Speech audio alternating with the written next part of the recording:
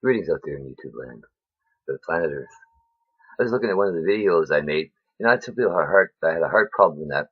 And a lot of them know that I was forgotten about in the hallway for 16 and a half hours. Well, mine's that half hour was tortured by some janitor getting instructions on it to do an angiogram on a speakerphone. Man, I won't. That's I won't go down there anymore. No, no, no, no, no. But see, but I had a severe. They called it severe end stage ischemic disease. Right? It's really weird. But I think it had a lot to do with it messing up because they gave me contaminated blood in the whole 9 yards. By the time I was good enough to get back to Canada, uh, everything allowed to feed up. But most people don't know you're not supposed to move or anything like that. The vibrations of a car will loosen the sutures, right? They sent me out after a day and a half in a winter weather alert, right? Give me a break, right? No shooting, no nothing, just lost them. I think they thought I was going to run for the border and bleed out. Because I heard them talk about selling my organs. I really did. Pumped me up with contaminated blood, kicked me out of there.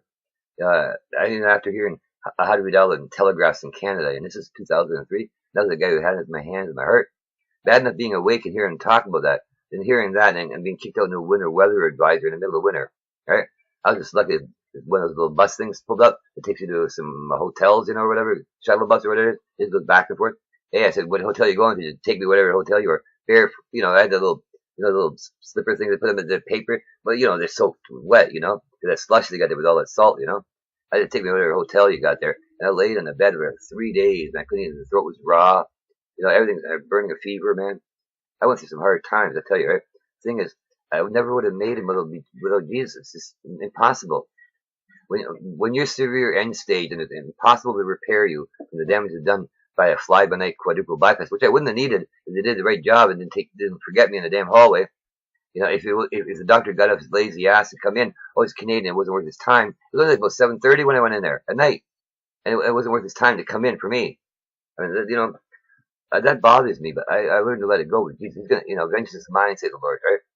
Yeah, you're gonna find a nice thing there for that guy, man.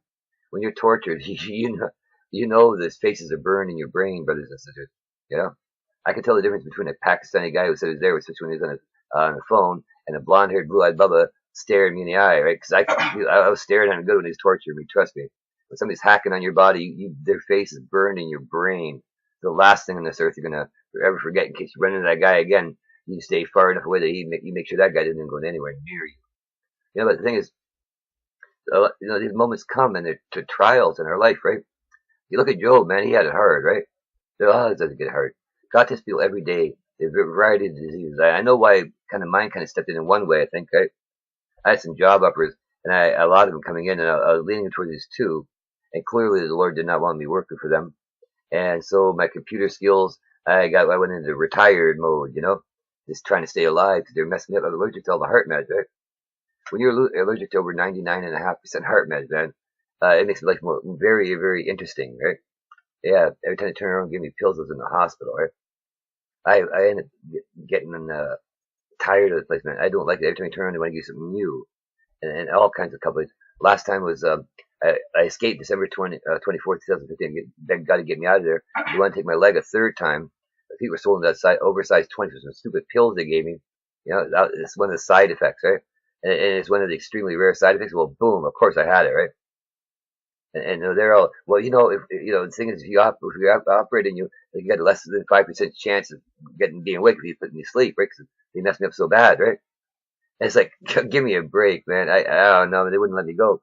I prayed to the Lord, and he actually said the doctor I could talk to for a few minutes. He let me home, and he was a really good buddy. He bought me a brand new camping cot in the box, top of the line, right? It's adjustable, and all that. Oh, really, from wood to top of the line, right? I think it holds 350 pounds, so I don't have to worry about it breaking to me.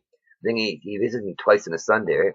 We chatted a little bit. He came to my place on a Sunday, and he's a doctor, right? And they used to do that a long time ago, in case we forget. I mean, it was really nice to have him come by and check. No, he's blown away by my leg, right? Now I'm just drinking teas, and the teas Lord wanted me to drink, right? Mind you, it took a little bit. They had a lot of that poison. They put me into the hospital. I was sicker than a dog, man. Every time I was always men, they made me take some. So I was leaking blood on both ends. It didn't matter which business I did. There's blood coming out either way, right? I had dropped down on like 118 pounds on that stuff, right? You didn't want to eat because a few minutes later, whatever you ate came out, and it felt like broken glass and acid in your stomach, right? From those pills, man. And that was what they were forcing me to take. I said, no, man, no. I said, I stopped those things. I said, no, I'm going to take it. I'm going to go with God. I'm going to go with God. I can't live in this hell anymore. And it was an interesting year. That's nothing compared to what some have. I keep getting blown up and all sorts of stuff. So I'm better off. I still got my limbs, right? Maybe be a little broken, but I'm way better off. And I count my blessings because I wasn't really that right with God back then. And had He taken me, I know where I'd go. But because of His love, mercy, and compassion, gave me a little bit more time to grow a brain. And I started working for him a little bit later, but it's still a process because I still had one foot in the world His own, right? I mean, really, when you got a foot in both worlds, right? You can get it so far, right? You can. And that's got to give you some slack, right? It expects you to grow up and pick a side, right? And I did, and they was watching me for a while, just making sure to earn it, right? I was keeping an eye on me to make sure of staying focused. He planned for me to do these, and I knew how scared I was of public speaking. They wanted me to sing my song, so I am. So I could tell everybody else, sing your song, little sparrows, sing your song for Jesus, right? Here I am doing mine. Have a great day. Bye-bye.